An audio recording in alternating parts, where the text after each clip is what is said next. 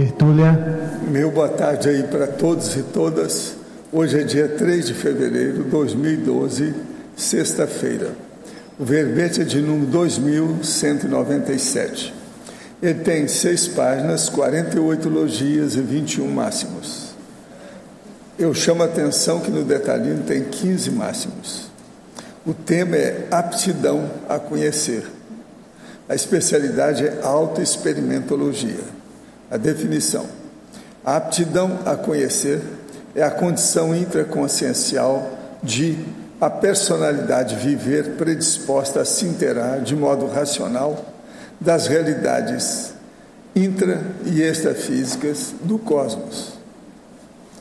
A flexibilidade pensênica na propensão para rever as autoconvicções.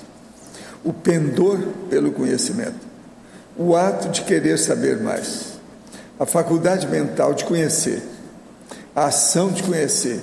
O ato de se conhecer. O ato de aprender a conhecer. O ato de procurar saber. O fato de o conhecimento não ocupar espaço cerebral. O ato de dar a conhecer.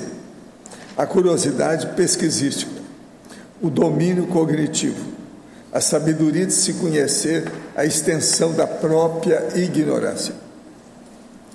A responsabilidade de conhecer a autoidentidade extra. A responsabilidade de conhecer personalidades consecutivas. A responsabilidade de conhecer evoluciólogos. A responsabilidade de conhecer serenóis. A vocação para as pesquisas multidimensionais. A retroforma holopensênica podendo predispor ou se antepor às pesquisas cognitivas. Eu li apenas uma parte da fatologia e parafatologia. Agora, na argumentologia, nós temos aí a caracterologia com 5 categorias de aptidões a conhecer, enumeradas alfabeticamente, para com sim autocrítica avaliar qual predomina em si própria. Na remissologia dos quesitos nós destacamos acrobacia mental somática, autocognição, autocognição exaustiva, autocognição gratificante, hiperacuidade paracognitiva. Agora, frase enfática: a condição intraconsciencial de a personalidade viver predisposta a se inteirar de modo racional quanto às realidades intra- e extrafísicas do cosmos é apanágio do intermissivista. Você apresenta a aptidão a conhecer? Em qual nível de qualificação mental somática? Agora, na mega-análise, nós destacamos aqui 18 itens. Autoexperimentologia, interesse, propensão, evolucipensenidade, saber, autodidatismo, estudiosidade, predisposição, mental somatologia, neosinapse, neoideias, erudição, neocognições, cognofilia, autocogniciologia, culturologia, sempre aprendenciologia e autopensenário. Agora, aí existe a volitaciologia, que nós estamos seguindo aquela técnica que a turma decidiu ontem, de trazer um pequeno verbete do dicionário junto com o verbete da enciclopédia. O de hoje é a volitaciologia, com argumento do multidimensiológico. Eu chamo a atenção para vocês verem o que é que está falando sobre conclusão. Tem 4 conclusões práticas daquilo que a gente observa e que são condições humanas derivadas da volitação. Agora, aqui nós temos questionamento. Na maioria das minhas projeções, estou em hospitais ou casarões que prestam grande assistência. Encontro sempre com uma equipe trabalhando principalmente com cirurgias. As consciências atendidas têm um aspecto de pós-guerra, muitas delas desfiguradas. Quando estou mais consciente, consigo ver os órgãos de outras pessoas em funcionamento.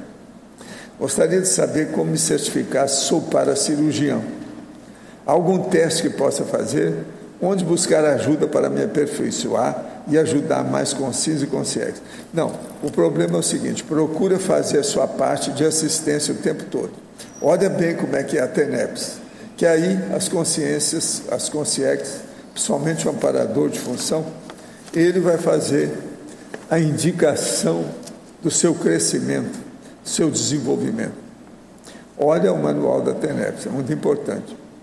Sei que a projeção é um fenômeno de ponta, mas quando temos sonhos oníricos, devemos também valorizá-los. Podemos extrair alguma informação dele ou é somente fantasia? A maioria é fantasia. Sonho não leva a nada, não, é muito difícil. Tudo que você vai ver, você tem que dar um desconto enorme devido à fantasia, à imaginação, à elucubração, o processo do achismo. Agora, então, o problema é transformar o sonho em projeção lúcida, que é outra coisa. Quais seriam os pontos que poderiam observar e levar em consideração nesse caso? Pode comentar? Para você, a gente recomenda projeciologia. Leia tudo que diz respeito. Começa vendo o que é que diz lá sobre sonho. Depois você vai ver as técnicas que existem sobre projeção. A grande vicejante massa impensante não tem nenhum interesse pesquisístico útil, tirando as fofocas. Como reverter a longo prazo a pouca esperança que temos nessas consciências subcognitivas? De que modo nós, intermissivistas, podemos otimizar essa predisposição ao acesso frequente da Central Extrafísica da Verdade? Eu aconselho o seguinte: venha aqui defender verbete. Você pode fazer aí 100, 200 verbetes que a gente publica na enciclopédia. Outra coisa, fazer o autorado conscienciológico, que dê sua obra-prima escrita. Isso é muito importante. Eu quero dizer que eu recebi aqui uma circular séria, uma carta, que é do presidente do Instituto Chico Xavier, lá de Uberaba. Vocês sabem que eu ajudo lá esse instituto. Então, aqui está falando que eu sou embaixador do Instituto Chico Xavier. Entende? Então, eles mandaram para mim a carta dizendo que é uma entidade filantrópica sem fins lucrativos e o presidente atualmente é o Adalberto Pagliaro Júnior. Nesse caso, foi representante pelo Dr. Paulo Afonso, que esteve aqui, que é o representante também do prefeito de Uberaba. Então, eles mandaram essa carta para mim, para que eu possa falar que eu vivo fazendo propaganda lá do Instituto. Então, atualmente, as atividades estão na seguinte condição. Primeira fase, concluídas as fundações, estrutura de paredes e alvenaria, no valor de R$1.989.000. E tem um saldo devedor de R$1.700.000. Recebemos uma verba de R$2.200.000, sendo que desse montante veio contrapartida do município no valor de R$200.000 e o restante R$2.000 do Ministério do Turismo para concluir a cobertura, o hall, o acesso às dependências e o totem. Ainda falta nos mezaninos imóveis no valor aproximadamente de R$1.900.000, do qual ainda não há verba para esse equipamento. Para realizar a obra do Centro de Convenções, que está orçado em R$2.400.000, não temos ainda a verba. Enfim, o Instituto vem realizando com seriedade e comprometimento as suas atividades. Desde já informamos que estamos à disposição para qualquer dúvida, sendo que se nos oferece nesse momento, reiterando tal, Adalberto Pagliaro Júnior, presidente do Instituto Chico Xavier. Aqui tem o contato, os endereços, tudo isso. Se alguém quiser ajudar, fala comigo que a gente faz o contato lá com a turma. Eu estive lá e vi de perto, quando eles estavam começando a fazer junto com a nossa turma, né? A gente viu. O Instituto vai poder ajudar muita gente em matéria de esclarecimento. Lá é um processo mais técnico, é mais de informação mesmo, esclarecimento, detalhes, para valer.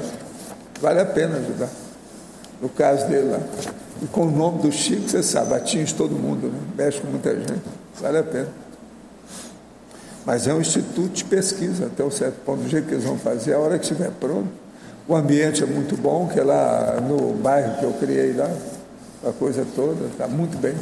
É a parte da mata que tinha lá, eles entraram na mata um pedaço, muito bom. Agora, voltando à aptidão a conhecer, quem é que está procurando conhecer aqui hoje? Parece que vocês vieram aqui para isso, né? O que me consta. Parece que é isso. Então, fala aí para nós. Na parafatologia, quarta linha de baixo para cima. Sim. A tendência pessoal E rompimento paracerebral. Isso aí é para a pessoa que começa a ter uma cognição mais avançadinha, né? Então ela fica com primeiro extrapolação parapsíquica do ponto de vista de discernimento mental sono. Isso aí é que é o caminho. Agora, esse rompimento paracerebral quase sempre ocorre com auxílio da extrapolação, o extrapolacionismo das consciências amparadoras de função. Mas esse rompimento depois ele fica permanente ou é só um lampejo? Aí quase sempre vem um lampejo. Agora depois aquilo fica mais comum, fica mais constante. Acho que pode ser. E aí tem que usar aquelas técnicas que eu uso, né? O jeito que é, o modo de ser. Aí no dicionário agora eu estou dando umas dicas de detalhes sobre esse processo de a recepção de inspiração, entende? Da intuição, quando você vai escrever. Acho que é permanente. Estou escrevendo isso, qualquer hora vão aparecer, porque agora vão ter esse verbete aqui todo dia, vai acabar todos eles vindo para cá, pouco a pouco.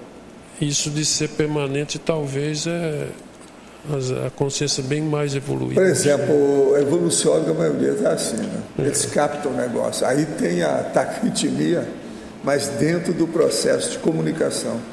Então a comunicologia fica muito maior. Outra coisa, uma taquirritmia com fixação o tempo todo nas centrais extrafísicas sai de baixo, né? Isso dá um rompimento do paracérebro. Deve ter a toda hora. Agora, na pensenologia, a penúltima e última linha, a flexibilidade pensênica na propensão para rever as autoconvicções. Quer dizer, é o processo da reciclagem intraconsciencial, que é o problema do discernimento, né? Você, por exemplo, você está começando um novo ano, você está no segundo ano agora, no segundo mês, que é o fevereiro, né? Como é que é? Você está no fevereiro, quer dizer, uma ferveção do fevereiro, do esfervilhamento. Fevereiro. Como é que está esse mês para você? Você está fervendo com as ideias novas? Ou o negócio está parado? É baseado no fevereiro, que eles colocaram o carnaval em fevereiro, né? Quase sempre cai em fevereiro, porque fevereiro. Está esfervilhando. Agora, nós aqui estamos nessa aí. Nós já começamos a esfervilhar, trazendo 2 verbetes por dia. Agora, rever as autoconvicções é que eu não entendi. Autoconvicções, quer dizer, você tem que estar mudando essas autoconvicções. Você não tem as mesmas. Eu te conheço, sei que você andou mudando muito, mas não sei se você continua a mudar. Aí tem que ver. Pergunta para o Arlindo. Ele recicla as autoconvicções. Aqui é reciclagem, talvez uma revisão. É uma reciclagem, mas da cognição dos neoconstructos, do neoverpons. Tem gente aqui que trabalha com isso o dia inteiro. Por exemplo, uma delas é a Dulce. Ela trabalha todo dia nisso. Sempre tem ideia nova que ela está mexendo. Eu sei por causa das consultas que ela me faz do povo. Você é obrigado a pensar em ideia nova todo dia no tapa. Não tem saída para você. Isso aí é ideal se nós pudéssemos fazer isso com todo mundo aqui. Entende? Então, todo dia a gente dá para a pessoa para ela estudar uma coisa amanhã. Todo dia. No fim do ano nós temos mais de 300 estudos aí diferentes. Tá, okay. Cada dia, algumas horas. O que mais você quer? Sabe, na máfia, como é que é a situação? Eu entendo mais botando aqui reciclar as autoconvicções, mas tudo bem, se rever e depois reciclar. Rever as autoconvicções. Não, primeiro você tem que rever para depois você reciclar. Você não pode estar mudando a autoconvicção, ainda mais você. Você não pode mudar de uma hora para outra isso. Como é que é? Aonde fica a Itália, o conservadorismo europeu? O rever está certo, a tendência, mas como é que é? A mesma coisa é o Piccolo, tem que ir com calma. Você rever e recicla. Um é da Itália, o outro é de Portugal. Como é que a gente fica? A gente tem que estudar isso. Obrigado. Não pode ser assim. Você não pode julgar por terra o colosso de Rhodes. Tá certo? A Babilônia. Você está entendendo? Se diz e não pode ficar no dolce faniente. Você não pode chegar e empurrar as pirâmides do Egito. O que é isso? Tem que ir com calma. É isso?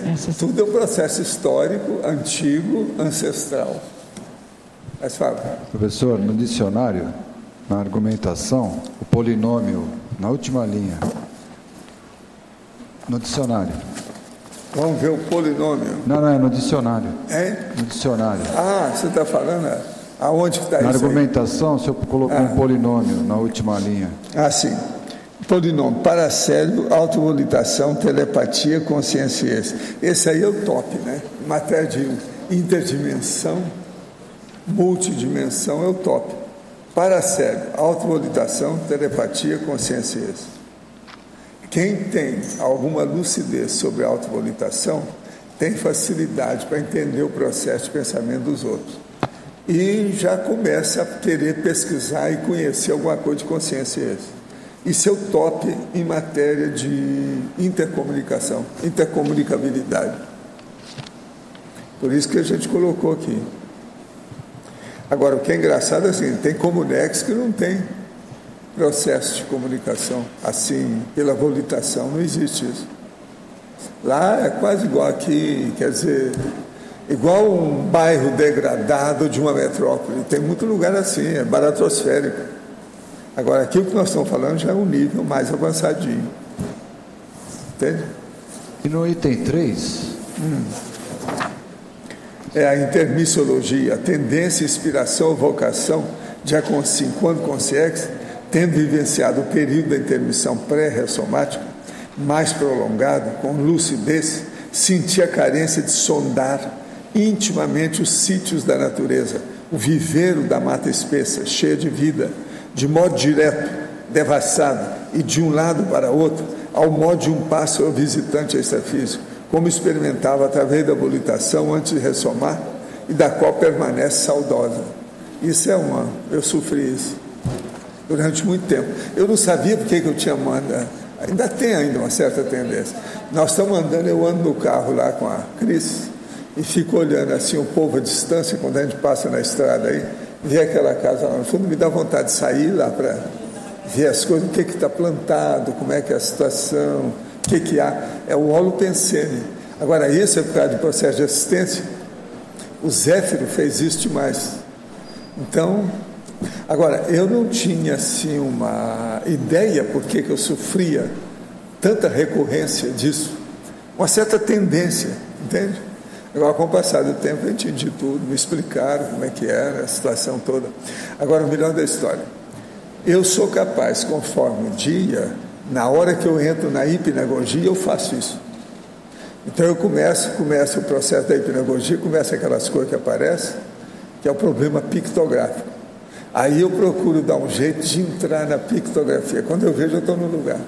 Faz projeção, através da hipnagogia. Entende? Eu fiz isso durante muito tempo. Quando eu fazia muita projeção, às vezes as projeções que eu desencadeava eram assim. Porque a hipnagogia tem o dia que você tem as manifestações coloridas, aquela porção de informações, e tem dia que você não tem nada. Mesmo se você procurar, não acontece nada com você. Há uma porção de processo que ocorre nisso aqui, no cérebro, para a pessoa entrar nessa. E outra coisa, a hora que o negócio passa, que há um problema de descoincidência da coisa, é que acontece o fenômeno. Agora, é interessante a gente pensar nisso tudo aqui, que é o processo da visitação, é o pássaro. Agora, eu estou mostrando isso tudo aqui, eu já vi, já tive experiência para ver. Esse caso, por exemplo, da astronauticologia, isso é um fato. Olha o meu negócio lá com o ITA. Quanto tempo eu trabalhei lá com eles, dei curso lá dentro, tudo. Os povos tudo tem tendência de volitação. Entende? Agora, o meu filho gosta mais dos aeromodelos. Então, agora ele tem o octóptero, que é um helicóptero pequenininho, aeromodelo, mas ele tem só 8 hélices. É uma loucura, ele vai para todo lado, faz tudo que tem. Ele foi ao Rio, na mesma hora, fez 3 contratos que o povo quer. Filma as coisas todas lá. Vamos ver o que vai dar isso. Agora, eu comecei a ensinar ele os processos de aeromodelo muito cedo, devido ao problema de robô e outras coisas a mais. Agora, já menino, 8, 9 anos, ele já se destacava no meio dos aeromodelistas todos. Aí o povo pensava que era só eu que fazia os aviões. Não era, eu ensinei no início, mas depois não peguei mais naquilo. Agora, o que é que se passa? Fizeram um exame com ele, depois ele virou professor, ele e o amigo dele, os mais jovens da turma toda de aeromodelista no Rio, lá no campo dos Afonso. Agora, o que se passa? Ele virou o professor que orientava a turma a fazer os aeromodelos e a mostrar, fazer a exposição do aeromodelo. Ele era menino. Agora, eles achavam aquilo muito esquisito. Agora, o Fausto, amigo dele também, é muito bom. É da família dos americanos lá que tem. Eles foram criados juntos.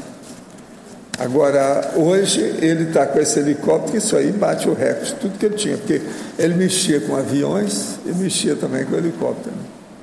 Agora, esse octóptero, quer dizer, 8 hélices, não é fácil. Agora, controlar aquilo não é fácil. É tanto que esse aí pode dar para qualquer um, que ninguém vai saber mexer com aquilo. Tem que estudar muito para chegar ali, não é fácil. Para ver como é que é, porque uma coisa puxa a outra. Você está entre 8 fogos diferentes para dirigir, governar um veículo, isso não é fácil. E aéreo, ainda por cima, aquilo é um perigo, pode vir em cima de você. Ele é mais ou menos assim. Agora, fotografa, filma, faz tudo isso aqui. Agora, o filme fica bom, nítido, é impressionante. A coisa mais pesada que ele tem é justamente a câmera. Agora, é muito bem bolado isso aí. Você veja aqui, ó, o maior feito dele foi fazer o negócio de atravessar um fio nas cataratas para ir entre o Brasil e a Argentina, porque eles estavam sem solução para aquilo. Falei assim, não, eu faço isso através do octóptero. Colocou o negócio, estendeu o fio, foi de um lado até o outro, segurou lá do outro lado. Isso aí ajudou tudo o que eles queriam fazer lá. Depois desse fio, eles colocaram o cara lá que quis passar em cima. O Arthur é que resolveu o problema deles. Tinha cara lá que falou, isso é impossível. Não pensa nisso, que isso é um perigo, não sei o quê. Aí ele chegou lá, não, vamos resolver isso agora. Peraí. É o problema. Então você veja, são pessoas que estão habituadas com isso, né? Lá no ITA tinha um brigadeiro que era meu amigo e ele tinha muito cartaz dentro da aeronáutica, tudo isso. Ele pegava às vezes um avião, ele mesmo pilotando, ia ao Rio, me pegava e eu ia no ITA. Tudo de avião com ele. Agora era engraçado que ele tinha os ordenanças dele, né, os ajudantes de ordem, aquele povo todo junto, vinha no avião. Agora eu sentava com ele na frente do avião, para bancar o copiloto. Fora de série. Agora eu ia para lá, ficava com a turma das altas patentes lá dentro, almoçava no restaurante deles, tudo dos grandões. Outra coisa, a primeira coisa, eu chegava e queria conversar com o reitor. Tem uma época que tinha um reitor lá que tinha 2 metros de altura, um cara formidável, mas conhecia tudo sobre os negócios de aeronáutica. Agora a maioria é brigadeiro, né? Essa história tudo é brigadeiro. Agora eu tinha um almoço com eles, tudo era na base dos oficiais lá. Bom, melhor da história, eu estive lá e demos umas aulas, umas coisas. Lá pelas tantas eu tive que viajar, não fui lá mais. Então, eles fizeram uma espécie de abaixo-assinado para eu voltar lá. Aí eu voltei, dei um curso grande, uma vez só numa aula que eu fui dar, tinha mais de 800 pessoas lá dentro. Tinha o brigadeiro, vários brigadeiros com a família, a senhora, dele, tudo na frente. E eles fazendo, aqui demorou horas, um questionamento das coisas que eles queriam saber. Agora, lá pelas tantas, eles ficaram assim meio de lado comigo pelo seguinte, a meninada queria passar a noite toda fazendo pergunta para mim enquanto eu estava lá. Aquilo perturbava, né, os estudos deles. Eles foram me avisar e eu parei com o negócio. Que eu ia, daí a pouco tinha 50 acadêmicos em torno de mim para fazer pergunta a noite inteira. A gente ficava no ar livre. Agora, eu cheguei a escrever artigo na COVA. A COVA é o jornal acadêmico da comunidade. A comunidade lá é uma comunidade mesmo, tem tudo. É como se fosse uma cidade lá dentro. Tem até tipo vereador, designação de departamento, sabe? Do jeito que é que tem, por exemplo, secretarias, lá tem isso tudo lá dentro da comunidade. Agora, outra coisa, o povo fica pensando que lá tudo é belicista, não é, e é por isso que eu ia lá. Quem vira belicista lá, ou entra na aeronáutica propriamente dita com o tempo, é só 10% dos alunos. A maioria não é. É um dos lugares que mais ensinam em matéria do Brasil. A biblioteca que o ITA tem é das melhores da América. É uma coisa de doido em matéria de biblioteca técnica. Uma beleza. Agora, meus livros tem tudo lá. Professor, quais são os temas? Aqui, Tânia. Quais são os temas do ITA? O senhor está me dando uma notícia interessante. Eu sou aeronáutica. O que vocês querem saber? Vamos estudar tudo aqui. Aí eles vinham com os processos, toda a projeção. A maioria dentro da projeciologia, alguma coisa mais séria de projeciologia. Porque a pessoa que vai lá para o alto, ela sente como se tivesse descoincidida. Muita gente passa por isso. Até o Santos Dumont, que andou pouco lá em cima, ele falou que daqui de cima a situação é diferente daí de baixo. Começou a explicar isso. Tem processo dele assinado sobre isso. Então lá tinha de tudo. Outra coisa, lá no ITA, que eu fiquei conhecendo os russos, que pegaram o meu livro Projeciologia e levaram e traduziram, mas eles não publicaram. Ficou só entre os técnicos do processo que interessava para eles. Tudo gênero aeronáutico. Que o ITA teve, durante uma boa temporada, muito intercâmbio com os russos. Uma vez eu conversei com 2 que estavam lá, eles vieram, tudo para a gente ver o que faziam. Agora, outra coisa séria no ITA é o seguinte, lá tem jornal interno, tudo sério, tudo que se passa é registrado. Então, por exemplo, tem um monte de fenômeno que aconteceu com a gente, com amigos nossos, com a turma que trabalhava comigo, de fenômeno, tudo registrado lá no histórico do ITA. Está tudo lá, tem documento disso tudo. Agora, tem um nosso amigo que eles iam soltar um foguete, né? Lá naquela especial, lá naquele local, que muito tempo eles mandaram no Brasil.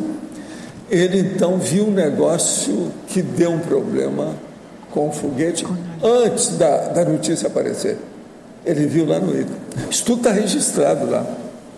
Agora, foi a partir disso também que um deles, que era também do INPE, porque o INPE e o ITA, tudo tem muita relação. Eu falei nos 2 lugares, eu debatia no INPE, aquele negócio todo com uma série de cientistas. Instituto Nacional de Pesquisa Aeroespacial. Pois é. Mas o outro, o ITA, que é o aeroespacial grande. Agora o INPE que faz... Eu sou da aeronáutica, professor, o senhor está falando, eu nasci no hospital de aeronáutica, eu sou da área. O último contato que eu tive mais direto com eles, ainda tem um amigo meu que trabalha lá com eles, mas enquanto ele manda material aí, a Cris recebe. Mas o caso é o seguinte, o último contato foi uma senhora que esteve aqui, que era professora no ITA, e tinha um aluno dela, o filho, que era aluno lá. Então ela veio aqui e pediu para a turma, para o Instituto, mandar gente lá, isso já faz alguns anos, que depois eu nunca mais apareci lá. Eu parei de ir nesses lugares assim diferentes. Né? Eu ia muito, uma certa época, para ter contato com o povo, saber como é que era. Paulo. Agora, a melhor coisa que aconteceu lá no ITA, que eu achei muita graça, porque o povo estava comigo, todo mundo começou a rir, foi até um certo ponto, foi uma gafe da minha parte. Mas a intenção, você sabe, eu pergunto tudo, né? Sondo tudo, quero saber de tudo. Então, a senhora que estava lá, estavam acabando de organizar a biblioteca, aumentaram muito o departamento, aquela coisa lá enorme. Então, me pediram para arranjar um monte de meu livro, principalmente projeciologia. Eu, então, mandei um monte de projeciologia para lá. Então, devia de ter, no mínimo, uns 10 volumes. Aí, ela me pediu para dar uma vistoria na biblioteca com ela. Eu fazia uma visita para ver como é que era. Aí na Pedação eu achei e falei assim, pois é, aqui tem seus livros aqui. Aí eu olhei e falei, mas tem só um livro de projeciologia. E os outros, o que aconteceu? Não, está tudo funcionando. A gente deixa um livro, porque um não pode fugir, não pode sair. Agora, se tem um, deve ter 8 ou 9 na mão dos estudantes. Tá tudo, ela foi lá e mostrou o registro, está tudo lá registrado o nome, o povo estava estudando o livro. Agora, ela vira para mim e fala assim, você notou também que tem um espaço em branco, é para chegar com os livros, tem que colocar aí. Agora, isso tudo foi engraçado, o povo começou a rir de mim, né? Porque eu falei, vem cá, eu mandei tanto livro, só tem um, não entendi. Os outros estão... Eu queria saber, né, se tinham passado a mão nos livros ou se o negócio estava lá. Não, passaram as mãos, mas para estudar. Valdo, foi uma gargalhada em cima de mim. Só para a Tânia saber, em 89, o Wagner e eu fomos ao ITA, ao INPE, durante o ano inteiro. Nós demos aula para 150 professores e alunos, o curso completo de projeciologia. Agora, eu dei certificado de curso lá no INPE. Está precisando voltar, foi 89. Tinha até oficial que recebeu o certificado meu. Não está precisando voltar? Pois é. Eu atualmente eu não sei como é que está o INPE. Voltar. É porque a gente tinha um contato lá que era o capitão Baranoff, né? Ele morreu. Ele que era o nosso ponto de contato. Agora, quem então, está mais... Ele as turmas de curso lá. Nós tem agora um amigo nosso que trabalha ainda lá no INPE. E no ano passado, Valdo, apareceu aquele casal aqui, brasileiros, mas morando nos Estados Unidos. Ele era um dos alunos daquela turma. Ele se apresentou como tendo sido um daqueles alunos lá do INPE, da gente. Legal. A turma lá é muito boa, é gente muito boa. Se mulher bonita chama assédio, então os árabes estão evitando a exigir que as mulheres usam burca. Ah, você descobriu isso? Agora? Já falei nisso, a gente sabe disso há meio século. Isso é antigo. Outra coisa, isso mostra que os árabes têm medo de mulher. Chama misoneísmo. Quando um homem tampa a mulher toda, porque ele tem ciúme dela e tem medo da situação dela. Isso é clássico, é internacional, não é só árabe, não. Olha bem, uma mulher muito bonita, que está com um homem, e ela está toda tampada, você vai falar, é etnia, é a cultura, é o processo específico. Não interessa. Na minha terra chama-se folclore bobo.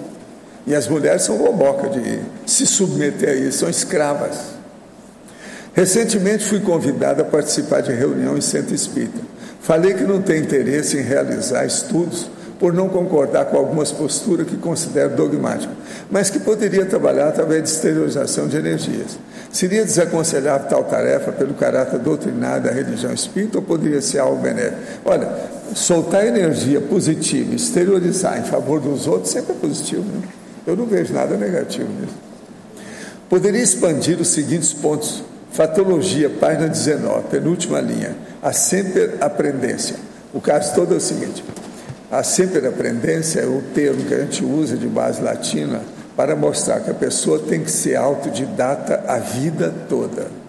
Na hora que ela for para a cremação, ela deve falar: espera aí que eu ainda vou dar uma lida aqui no negócio que eu estou aprendendo, que ainda não entendi, espera aí. Então, ela lê o que quer dizer cremação e o que acontece depois com a cremação. O que vai acontecer com a cinza? Aí, agora pode me levar. A sinergismologia, página 19. O sinergismo inversor intelectual, gerante polímata. Se o inversor começar a estudar as coisas muito jovem, ainda adolescente, a hora que ele chegasse aos 70, 80 anos, ele vai ser um cara com alguma erudição, pelo menos, é um polímata. Tecnologia, página 19, a técnica da reserva de leitura. O problema é o seguinte: é você ter uma série de livros que você ainda não leu, que fica na fila para você ler. O ideal é ter 160 obras. Isso aí, junto com os amigos meus, nós chegamos à conclusão que o número ideal é esse, que aí não sobra nada. Tem verbete que eu já falei. Em sinergismologia, página 19, segunda linha. Poderia expandir o sinergismo, cognição útil, discernimento cosmoético, comunicação clara, cognição útil. Então você está trabalhando com alguma coisa, fazendo pesquisa ou investigação de algo que é um conhecimento que você tem aplicação, é prático, objetivo, útil. O discernimento cosmoético, você tem que saber distinguir se aquilo tem moral ou não tem. Não pode ser uma coisa nem amoral, nem imoral. Tem que ser moral. Então é cosmoético. E depois, com isso, então, você mostra uma comunicação clara. É o que eu tento fazer. Observa, por exemplo, nesse verbete do dicionário, volitaciologia. Olha a tendência, o esforço que nós estamos fazendo para mostrar clareza nisso. Olha como é que o dispositivo do texto, como é que é feito. Vocês olha bem por aí. Tem aí um processo, por exemplo, aqui, ó, uma divisão no meio da página, a fonte que nós usamos é 12, todos os subtítulos terminam em logia, todo o título termina em logia, para a pessoa não ter dúvida. Ela tem que pesquisar o que significa cada palavra dessa. Mas isso é claro, com o passar do tempo fica tudo mais fácil para a pessoa entender. Então, vale a pena ver o sinergismo, cognição útil, discernimento cosmoético, comunicação clara. Ouço falar sempre sobre energia e do ambiente onde está situada o CAEC, também dos cursos intermissivos. Isso me deixa super curioso e com imensa vontade de conhecer e participar das atividades. Mas tenho 35 anos e minha renda provém do meu emprego, ou seja, devo prorrogar essa vontade e esperar uma condição mais propícia. Poderia falar sobre Oswaldo Polidori, ele faz parte do movimento espírita e fundou o Divinismo. Olha, o Oswaldo Polidori era uma pena, ele já era considerado naquela ocasião assediado por muita gente. Então é um dos piores que mexeram nesse assunto, da época do espiritismo. Ele é da minha época, Oswaldo Polidori.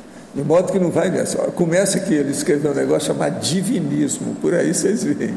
Mas tem muita tolice, bobagem, excesso, exagero nas coisas dele. Muita gente dentro do espiritismo já conhecia ele. É só conversar com os outros, qualquer um vai saber. Não dê muito valor para isso não, que o material dele não serve. Como posso treinar para ter lucidez durante a hipnagogia, para atingir a projeção? A primeira coisa é você se preparar para ir se recolher. Na hora que você vai dormir, se preparar para isso. E a hipnagogia ela acontece logo em seguida. Então a primeira coisa é o seguinte: estar bem preparado, não ver filme de terror, não ver nenhuma coisa que tenha os bang, tiro toda hora, explosão, diabo, carro, que um passa em cima do outro. Uma coisa bem tranquila para fazer você raciocinar. Se você entra nessa, você vai entrar numa reflexão anterior. E isso vai levar você a ter uma hipnagogia melhor. Tem que pensar. Professor Valdo? Sim. Aqui no B.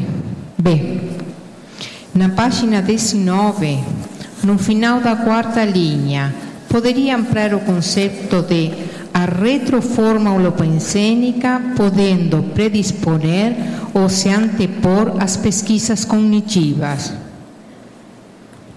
Deixa eu ver onde é que está isso aqui. Que você tá... Na quarta linha de parafatologia. Podendo predispor ou se antepor às pesquisas cognitivas. O problema todo é o seguinte: se você vai para um local, ou vive no local, ou trabalha num local que você já teve experiência anterior, você tem uma retroforma holopensênica. Isso então, o que é que se faz? Ela pode predispor você mais do que as pessoas que estão ali a desenvolver algum trabalho positivo, porque as energias são a favor. Você já esteve ali. Então, devido às energias gravitantes, se você fez alguma coisa boa, aquilo vai te ajudar depois. Por isso que a gente fala, a energia gravitante, ela tem aonde você está. Se você trabalhou no lugar, aquilo está ali. Por exemplo, eu falei aqui, o meu consultório que eu trabalhei lá em Uberaba durante muitos anos, quando eu fui lá, que o negócio está uma tapera, a gente chega lá e eu recebo um banho de energia. O ambiente está cheio de energia. Muita gente foi comigo e sentiu. Falei, veja se tem energia aqui. Todo mundo sentiu. Isso há quantos anos? Faz só meio século que a gente deixou aquilo lá. É impressionante pensar numa coisa dessa. E todas as peças do consultório estão cheias de energia. Você nota, positivo. No entanto, a parede está rachada. Eu falei com eles, vocês têm que destruir isso, que isso aqui pode cair na cabeça de alguém. Pois é, você viu, né? Então, isso é a forma holopensênica. Ela predispõe, ela se predispõe e ela se antepõe. Ela faz a coisa antes das pesquisas cognitivas. Ela, então, prepara a sua cabeça mais receptiva para entender as neoverpons, as verdades relativas de ponto. E como a gente pode potencializar isso? Não, a primeira coisa é você saber onde é que tem a forma holopensênica. Eu, por exemplo, eu tenho uma certa forma holopensênica, mas muito suave no Brasil. Eu estive em 3 lugares do Brasil. Eu já estive nos 3 lugares para ver. Foi por isso que eu fui para Ipanema lá, morei lá mais tempo e tal. No Rio, eu tinha um certo domínio da situação naquela área perto do mar. Entende? Eu tinha forno, eu tenho forno, com o mar e com o processo do Rio. Agora, eu vi um processo lá no Nordeste, depois uma parte na Bahia, depois outra no Rio. Eu estive aqui há muito tempo, no início do processo, no processo brasileiro. Entende? Outra coisa, não fica pensando que eu vim aqui com as caravelas dos chineses, nada disso, foi mesmo com português mesmo. Vida dura. Tá. Professor Valdo, aqui... Mais uma, desculpa. Sim. A tendência pessoal ao irrompimento paracerebral. A de embaixo. Isso está na 6ª linha, no meio, também de parafatologia. A tendência pessoal... A tendência pessoal ao irrompimento paracerebral. É isso que nós estávamos falando aí antes. O problema todo é o seguinte: se você estuda muito e procura ter cosmoética, fazendo assistência, quer dizer, estudo, cosmoética e assistência, esse trio, esse trinômio, vai fazer com que o seu paracérebro fique mais acolhedor. Com isso, você entra mais em contato com o amparador extrafísico de função, se acessa com menos dificuldade as centrais extrafísicas. Você pode ir até numa parapsicoteca enquanto está aqui no corpo. Estudo é importante, devido ao processo da projeção. Estudo ajuda o problema da projeção. Então, esse rompimento paracerebral é justamente isso. E é o que nós estávamos falando aí antes. Caminha para o estudo conscienciês, para a cosmoconsciência, que é um fenômeno fora de série. Uma série de condições positivas. Obrigada. É a autoconsciencialidade mega cognitiva multiexistencial que a gente está falando. É outra coisa também. Logo em seguida eu estou falando isso aí. Isso é um fato. Professor, sim. Na primeira folha, na fatologia, na 7ª linha de cima para baixo, no meio da 7ª linha, o senhor pode falar desse reconhecimento dos trafais cognitivo? O reconhecimento. Como é que é dos trafais cognitivos. Por exemplo, é você olhar e você fala assim: não, eu estou péssimo em matéria de associação de ideias, não estou bem. Isso não é um conhecimento. Ou aquela outra pessoa que vive e fala assim: minha memória está falhando demais. Isso tudo é trafal. Pois é, mas isso é conhecimento, o reconhecimento. É a mesma coisa? Reconhece que aquilo vem de trás. Você já está assim há muito tempo. Por exemplo, às vezes uma pessoa que tem uma péssima memória aqui, ela às vezes está assim a 5, 10 somas, quer dizer, corpos humanos. Porque o negócio já vem de muito longe. Então é a paragenética dela que é desmemoriada. E aí, isso aí é terrível a gente pensar, mas tem alguma... isso. Eu já encontrei gente assim. Aí o senhor colocou aqui na tecnologia, quais são as técnicas? A técnica aí é a pessoa procurar fazer registro. Hoje, com computação, o problema de laptop, isso ajuda demais a memória. É o caminho. Tem que melhorar a memória aqui, para que o resto melhore. Sem memória, a pessoa perde a personalidade. Tá.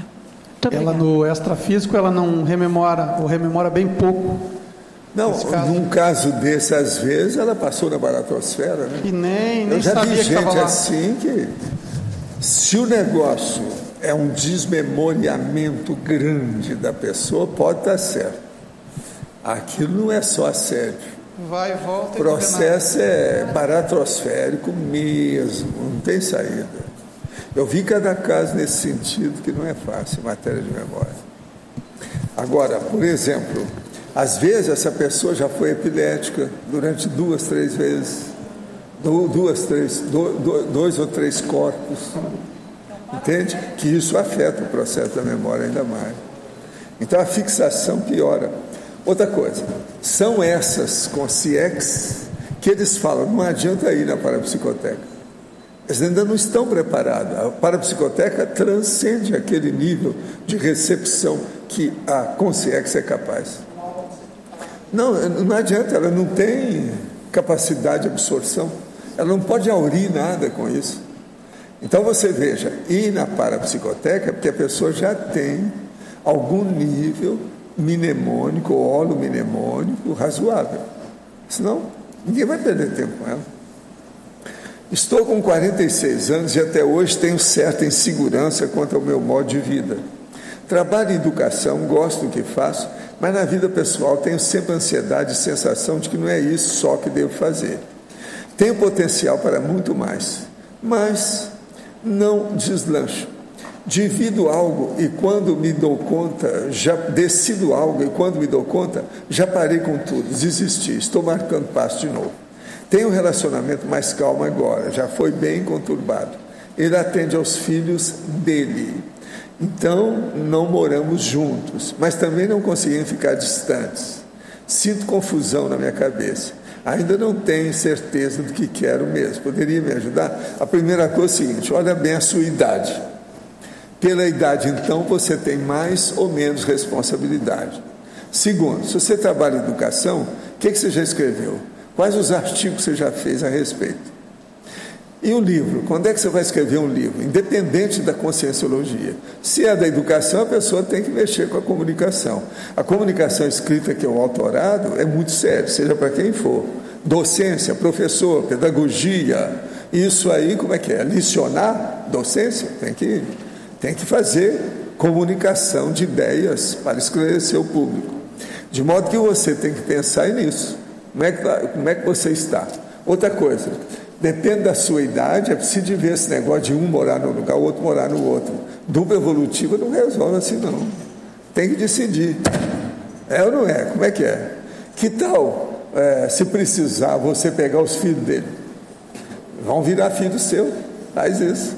Vem o whole pack, todo o pacote inteiro. Ele e os filhos. Desde a adolescência, diversas pessoas me chamam de Rodrigo. Isso é bastante recorrente. E acontece em diversos ambientes diferentes entre pessoas que não se conhecem. Trabalho, CCCI, amigos. Tenho um irmão chamado Rodrigo. E essas pessoas normalmente não o conhecem. Essa semana ocorreu novamente essa situação. E a pessoa se justificou falando, mas você tem a cara de Rodrigo. Isso é que normalmente me falam. Gostaria de entender melhor esse fato. Poderia ter relação com alguma retrovida, acoplamento com meu irmão? Que tipo de hipótese pode levantar para pesquisar tal fato? Não, anota tudo e fica de olho. E quando tiver qualquer caso, olha a circunstância do caso. Vê o que é que o caso pode oferecer a você de esclarecimento. O mais, não, eu não vejo nada demais, não. Agora, seria bom quando você estiver, por exemplo, aqui no CAEC, colocar seu nome bonitinho. O crachá existe para isso. Aí você liquida com o negócio, ninguém vai te chamar de Rodrigo. Quem está falando é o Felipe Couto, sabe? Ele tem um irmão chamado Rodrigo, que estava aí esses dias. Mas então...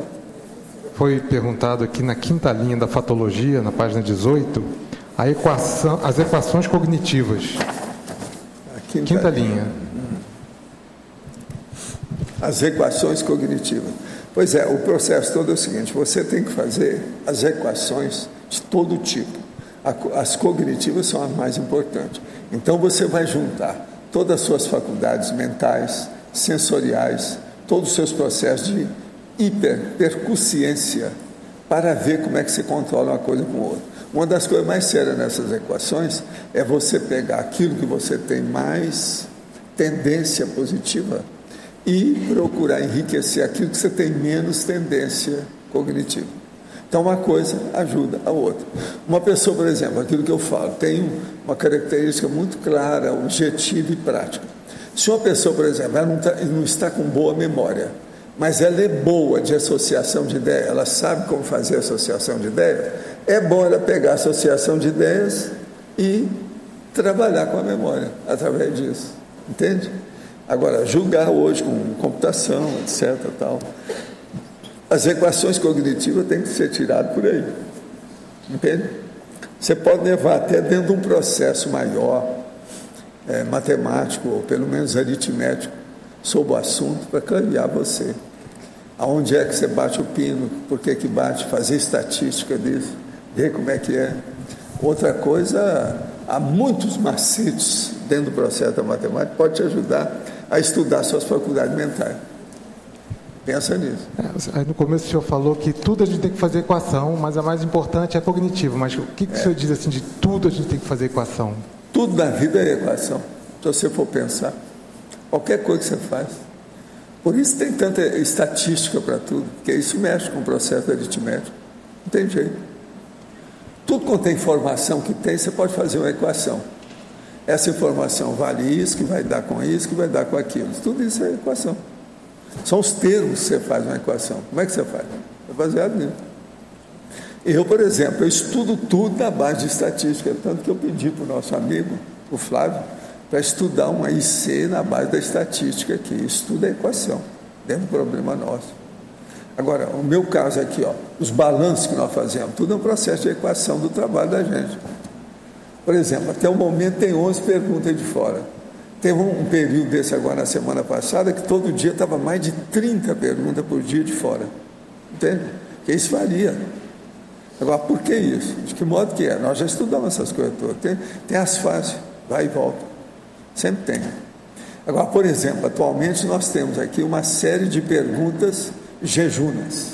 É muita gente perguntando coisa trivial, inicial. Então, todo mundo tem que ter muita paciência quando a gente está atendendo isso tudo, que é o jeito. Entende? Que é coisa muito ainda primária, certas perguntas. Mas mostra que é gente nova que está chegando agora. E vocês veem pelas perguntas que está sempre gente chegando novo. Não, eu estou fazendo isso faz 2 meses. Eu estou aí faz 6 meses. A outra faz 5 meses. Não sei o quê. Tudo gente nova. Então, isso aí é importante a gente estudar. Tudo é um processo equacionado. Quando teve a publicidade, né, na TV, teve bastante, durante um tempo até longo, né, que foi muita gente nova chegando. Se fizer, vai chegar mais gente, porque sempre tem os buscadores de borboleta que não sabem para onde vão. Isso sempre ajuda muito. Funciona. Walter. Sim. Na página 2 do dicionário, tem lá o número 4, autocuraterapia. Ali não seria, seguindo a ordem, não teria que ter também logia? Não. O problema todo aí é o seguinte: autoconsciência terapia, eu posso pôr terapiologia. Você tem, às vezes eu uso isso. Eu aqui só porque eu chamei a atenção, porque isso aí é difícil. Mas a gente pode pôr. Uma outra coisa, o certo aqui é autocuroterapia, não é cura, não. Outra coisa aí que está faltando também, viu, Luiz? É que energias conscienciais, geralmente, nesse caso aqui, eu coloco o itálico, está faltando o itálico. Agora, eu posso colocar aí que a maioria é assim, mas olha, não são todas, não, é a maioria. Por exemplo, quando a gente faz uma enumeração, você vai ver que não segue a logia, que a numeração é que comanda. Então, aqui, eu baseei, foi nisso, a enumeração. Olha que tem outros assim, você vai ver depois. Tá. Agora, o subtítulo em si, todos eles são de logia. Isso aí não tem exceção. Subtítulo. Tá. No caso, a enumeração que não... Hein? No caso, a enumeração só que não... Isso aí é uma enumeração. Então, ele está certo sobre esse aspecto. Tá. Mas agora, tem uns que tem enumeração toda. Às vezes 20 coisas, 30, não tem logia nenhuma. Entendi. Isso é de propósito. Agora, por exemplo, na hora que vai mostrar aquela enumeração, entende? Taxologia, numerologia, caracterologia, tipologia, está tudo de logia. O subtítulo, você sabe o que é? Sim. O subtítulo é o que comanda o texto de cada divisão. Cada verbete desse tem 3 a 7 divisões. O ideal é o de 6. Esse aqui, por exemplo, tem 5. Ele tem 5. Entende? São 5 divisões. Agora, veja, ele tem 2 enumerações. A enumeração pode aparecer em qualquer divisão. Eu tenho já umas 15 páginas de instrução de como fazer o dicionário. Já vão para mais ou menos, eu acho que uns 8 meses que eu estou trabalhando nele. Então já está começando a ficar adulto.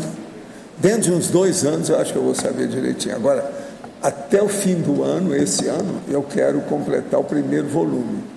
900 páginas. Faltam 230 páginas aí. É o problema da equação. Olha como é que eu sei isso tudo. Olha a estatística.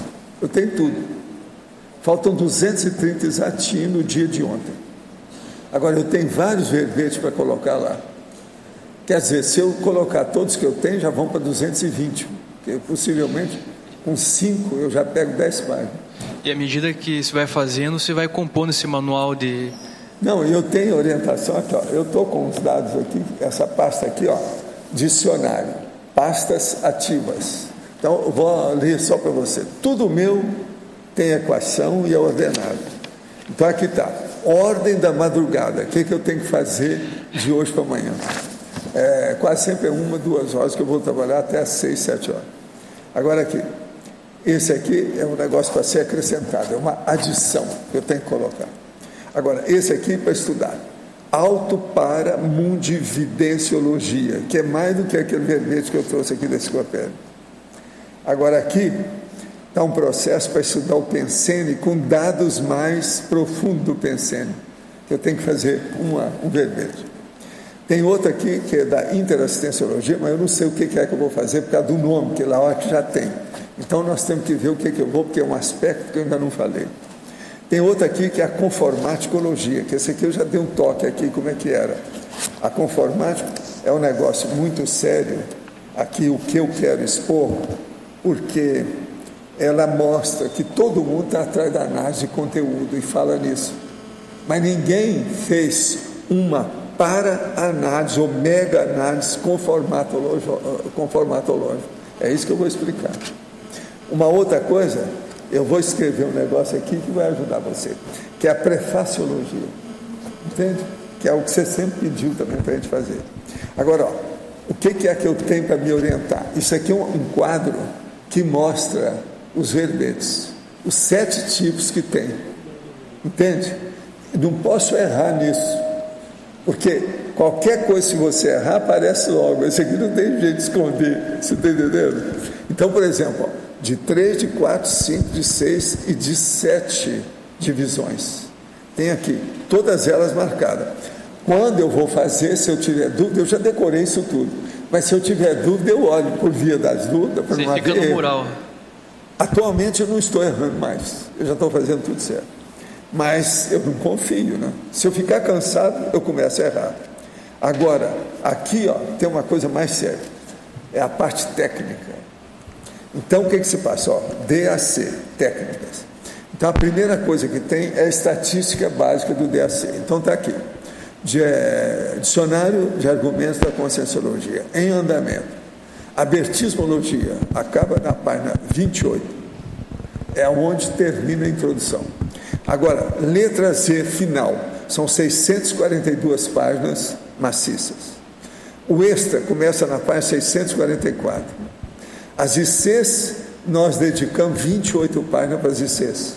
O volume tem 900 páginas. Faltas 230 páginas.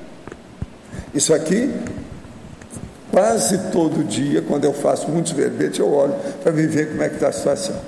Agora, verbete dos domingos, que é esse que nós trazemos aqui. Aqui tem tudo que eu já trouxe. Aqueles que tem até hoje, eu estou até com uma listagem aqui, ó, que eu já dei para eles. Não é preciso ver os que vão ser publicados, para ver.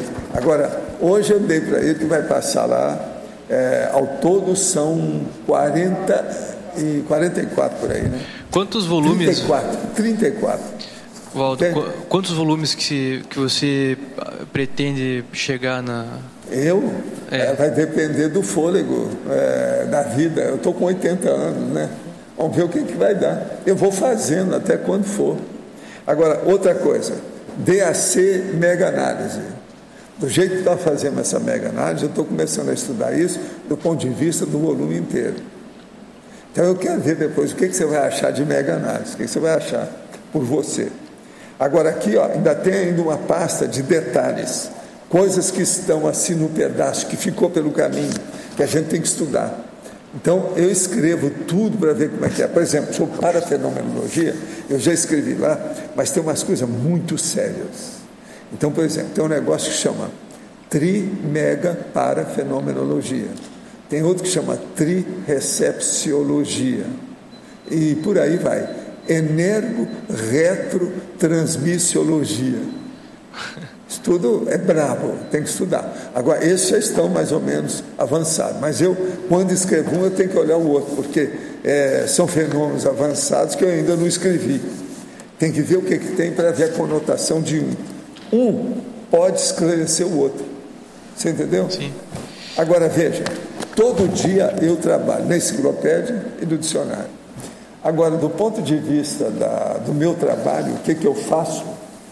Eu tenho uma orientação de cada coisa para cada noite, mas eu tenho uma orientação básica também. Então, por exemplo, você tem uma ideia, tem 5 coisas que eu não posso esquecer, tudo está na minha cabeça, mas eu tenho isso escrito também quando preciso. Primeiro, redação do verbete. Você vai falar, mas que verbete? Pode ser da enciclopédia ou do dicionário. Agora, segundo, a redação que eu estou falando é a redação manuscrita. Agora, depois, a digitação do verbete. Terceiro, revisão do verbete digitado. Quarto, leitura de pesquisa para procurar achegas. Achegas é aquilo que você faz a inclusão. Agora, quinto, a inclusão das achegas que você achou. Então, isso eu faço para tudo que eu tenho. São 5 coisas que você não tem jeito de fugir. Isso aí, no ponto de vista de tarefa intelectual, seria as 5 primeiras que eu mexo todo dia. Você nunca passa do manuscrito direto para a digitação? Não, eu às vezes sou obrigado a fazer isso porque eu estou no computador. Os processos vêm com a ideia, eu não quero entrar naquilo, às vezes eu entro tudo e faço, mas isso não é o ideal. Porque eu sempre faço o ideal no papel. O manuscrito do papel é que interessa, porque é onde você pesca mais as ideias, aonde a minha memória fica mais livre. Computador não. Computador é um escravo. Você é escravo do computador. Você pensa que ele é seu escravo? Não é. Você é o escravo do computador. O povo ainda não entendeu isso. Eles vão demorar muito. Devido o tanto que ele exige. Por exemplo, tudo tem comando. Você tem que seguir aquilo que ele fala. Entendeu? Você é um escravo dele. Agora não. Na hora que você escreve manuscrito, você não tem escravatura nenhuma. É 13 demais. Você está livre. Você pode fazer o que você quiser. É verdade. Agora, deixa eu só te explicar. Vamos supor que você me dá aí Trubufu.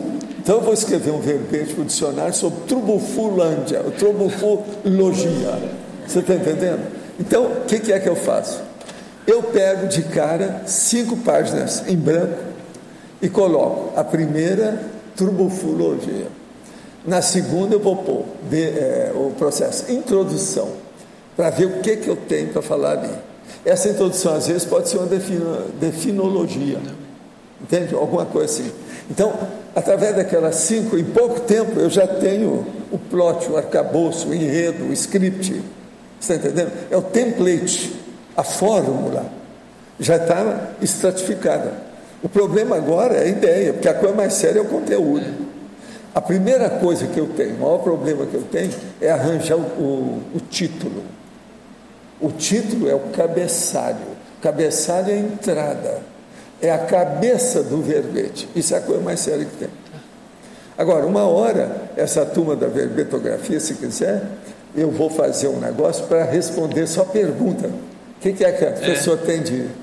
Entende? Porque assim eu amplio a cabeça do povo sobre aquilo que eles têm dúvida.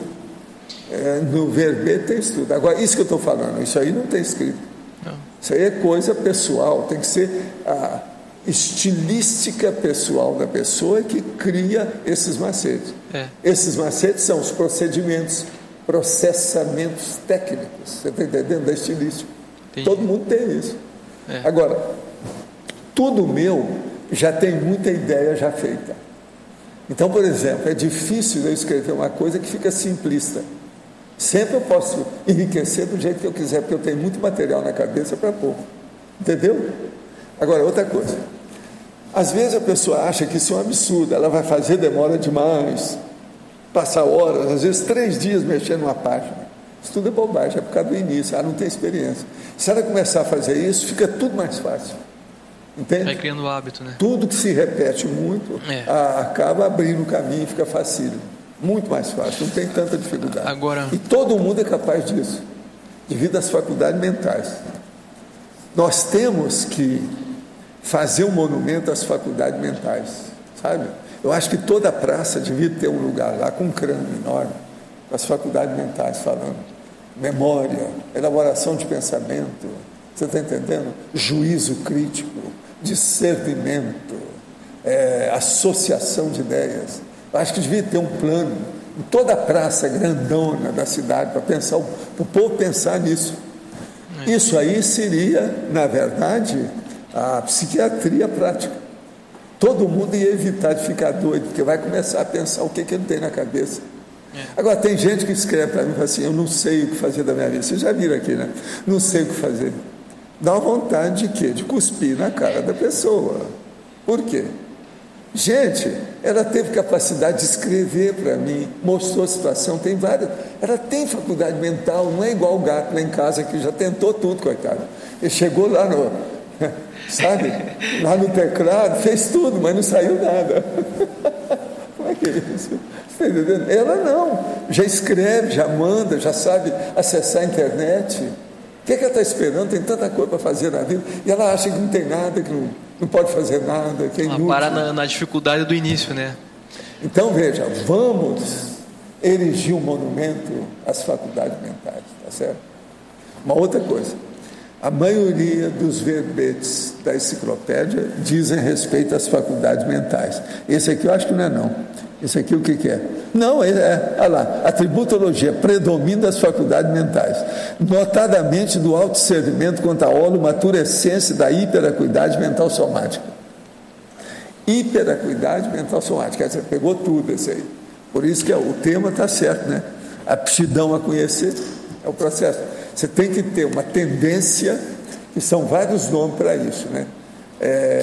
No caso aí aptidão, predisposição, tendência, pendor, vocação, propensão, curiosidade, perfil, talento e dom. Se você tem isso, tudo vai certo.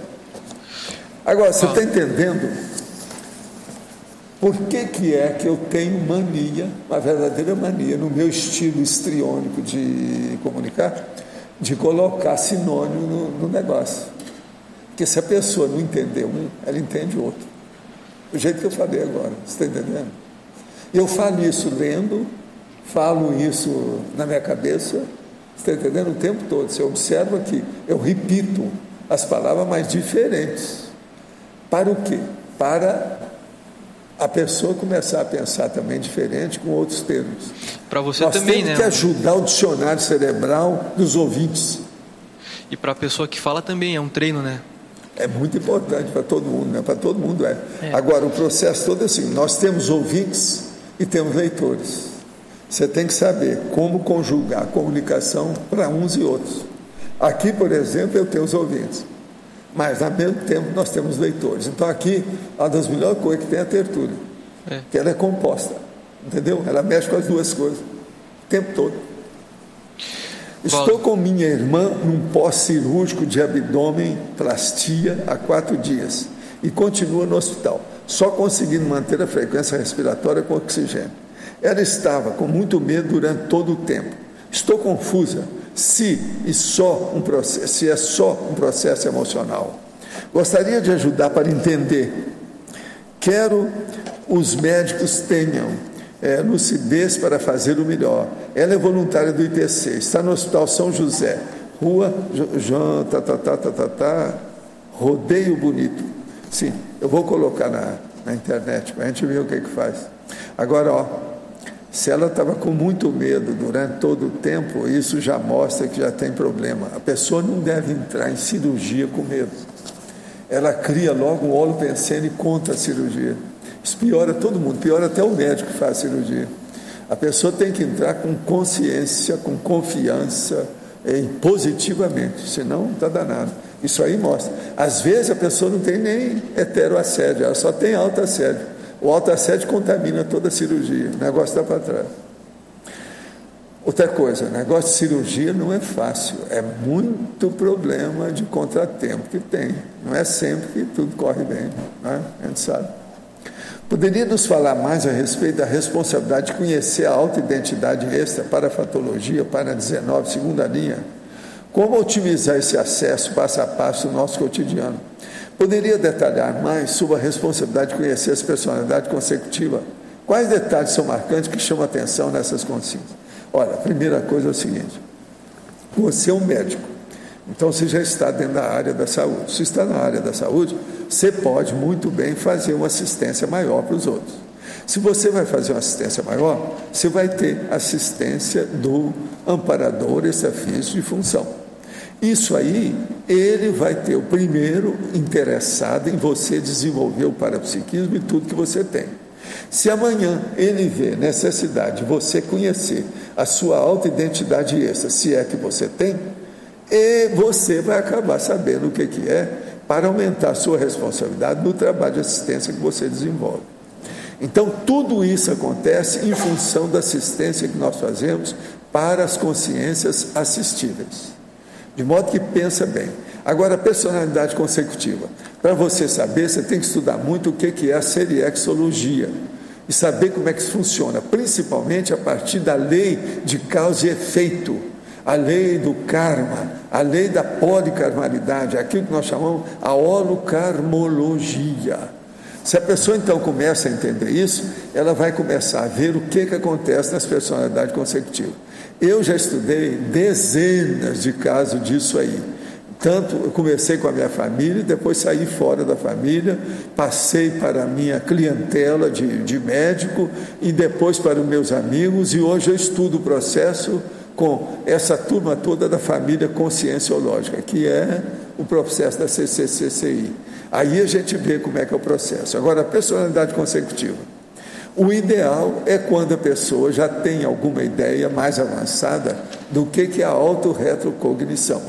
Se ela tem noção disso do ponto de vista teático, teórico e pragmático, vivenciado, ela então pode entender isso mais e vai entender as pessoas junto. Por quê? Ninguém tem autorretrocognição mais avançada sem envolver outras pessoas com quem ele vive. Sempre tem gente do grupo evolutivo mais íntimo. Sendo assim, ele vai começar a discernir, identificar, diagnosticar as personalidades consecutivas ao lado. Então fica muito mais fácil para ele. Agora, outra coisa, ninguém tem todos os amigos que você teve na vida anterior junto de você nessa vida. Então, tem uma série deles que são extrafísicos, são conscientes. Esses, então, ajudam você na questão do processo da personalidade consecutiva. Porque uma coisa alimenta a outra, enriquece, esclarece, mostra o caminho. De modo que siga a interassistencialidade, que você está no caminho para descobrir isso tudo. Seja o processo da autoidentidade extra ou das personalidades consecutivas. A primeira personalidade consecutiva que você vai estudar é você mesmo. Olha bem isso. Em Fatologia, página 18, na 7ª linha, poderia ampliar a taxologia do conhecimento e o reconhecimento dos trafais cognitivos. Isso aqui nós já falamos sobre o reconhecimento, aí demos uma ideia. Agora, a taxologia do conhecimento é a pessoa ver tudo que tem em matéria da cosmovisão, da cognição. Por exemplo, você deve fazer um levantamento do que é que você tem tendência. Você quer estudar o quê? Você gosta de quê? O que é que chama atenção? O que é que prende a sua curiosidade em matéria de experimentação, de análise, de pesquisa? Por aí você vai ver, então, o que está faltando? Por onde é que você deve seguir?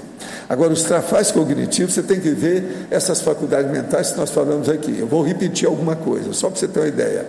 Associação de ideias, elaboração de pensamento, a memória, o processo do autojuízo crítico e o problema da paracognição, que no caso é a parapercepciologia. E por aí vai, tem uma série delas. Só aí eu falei 5.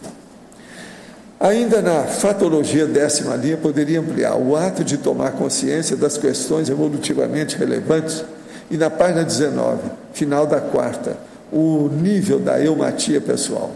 O problema é o seguinte: tomar consciência das questões evolutivamente relevantes é você fazer um levantamento da sua vida, de preferência olhando as folhas de avaliação do conscienciograma, e ver onde é que tem as fissuras, as lacunas, os buracos. O que está faltando para você? Olha lá, que aí você vai ver as questões evolutivamente relevantes que você não fez. A eumatia pessoal é quando você chega numa harmonia mais íntima, e essa capacidade da harmonia íntima permite que você faça a assimilação das ideias que você lê. Nós temos que lembrar que é muita gente que lê e que não assimila o que lê. Ela não sabe interpretar, por exemplo, às vezes uma sentença, uma frase, um período, uma página da leitura que ela fez. Então é muito importante a eumatia pessoal, que é essa harmonia íntima, que ela também se desdobra na questão da assimilação daquilo que você estuda, pesquisa e investiga, ou defende, ou no caso nosso aqui, o processo nosso da refutação e da confutação, o problema do debate. Isso tudo ajuda demais. Valdo, com relação à volitaciologia, uma consim que tem facilidade para volitação na projeção, isso demonstra de que ela veio de uma comunex de curso intermissivo? De qualquer maneira, isso mostra uma positividade já grande. Por quê? Você vai em muitos lugares, tipo baratrosférico, que as pessoas não volitam, elas são praticamente quase que igual a pessoas humanas, são bichos extrafísicos, animais extrafísicos. Então, se uma pessoa já volita, já mostra alguma coisa. A segunda coisa é saber se a pessoa já tem alguma telepatia extrafísica. E ela começa a ver isso através da percepção extrafísica, quando ela está projetada. Isso ajuda demais. Uma coisa junta com a outra. Isso já determina, até certo ponto, o grau da comunidade. Não, já mostra que ela não está assim tão ruim, se de ver para onde ela vai. Agora, ela tem que começar a pensar, qual a qualidade da minha intenção? Ela vai ver se ela já está no 51%. Entende? Dentro do grupo evolutivo. Ela já está, então, num nível acima da média. Ela já não é mais tão medíocre do jeito que era. Isso é importantíssimo. Entende? Valdo, aqui no ar. Aqui na parafatologia, no finalzinho da quarta linha para a quinta. A retroforma? Isso. Essa aí nós já falamos. Você chegou agora? Mais ou menos. Você estava dormindo aí antes? Não. Eu acho que você não sabe, que você é muito... Não, foi... Eu cheguei depois, no caso. Foi. Mas olha, a retroforma holopensene podendo predispor e se antepor às pesquisas cognitivas. Nós falamos aqui agora há pouco. O problema todo é o seguinte, você vai para um lugar onde a atmosfera você já esteve ali antes. Então você tem energias gravitantes suas lá dentro, você já deu seu sangue no lugar. Aquilo então é favorável para você. Se você, naquela outra condição, na outra vida, por exemplo, você fez alguma coisa positiva. Se fez, aquilo vai ser tudo a seu favor. Vai ser muito positivo. Isso é a retroforma. Agora, essa retroforma, ela pode predispor ou se antepõe às pesquisas cognitivas. Ela vai instruir você, ela vai enriquecer seu modo de pensar. Ela vai ver o que é importante para você procurar, como neo-verpon, na heurística, na verponologia, na ideia original. O que é importante? Isso tudo ela vai enriquecer você. Eu não entendi bem, essa retroforma eu estou carregando comigo aqui, no caso dessa mesa? Não, você não está carregando, você chega no lugar e você sente que você já esteve ali. Isso é um dejaísmo. Existe o dejaísmo até projetivo, de todo tipo. Agora, a pessoa sabe como é que é.